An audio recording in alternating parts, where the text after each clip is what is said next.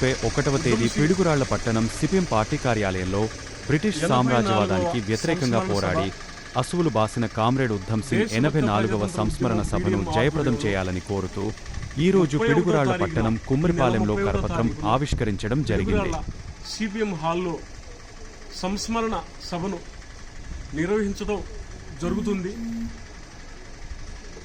Comrade ఉద్ధమ్ Singh British సామ్రాజ్యవాదుల్ని గడగడలాడించి ఆయన ఎంతో ప్రముఖమైన విప్లవకారుడుగా కామ్రేడ్ ఉద్ధమ్ సింగ్ పోరాటాలు మనం ఒక్కసారి తెలుసుకోవాల్సిన బాధ్యత ఉంది. ఎందుకంటే కామ్రేడ్ భగత్ సింగ్ ఆనాడన్నాడు,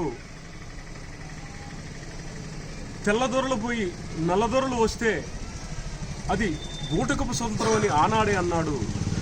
ఈనాడు మనం ఈ నల్లదొరల అరాచకాల మీద, నల్లదొరల దోపిడీ మీద పోరాటం చేయాల్సిన బాధ్యత మన మీద ఎంతైనా ఉంది. అందువలన కామ్రేడ్ ఉద్ధమ్ సింగ్ సంస్మరణ సభకు 50 మంది ప్రజలు హాజరై సభను జయప్రదం చేయాలని చెప్పేసి పీడిఎంగా ప్రజానికానికి విజ్ఞప్తి చేస్తున్నాం.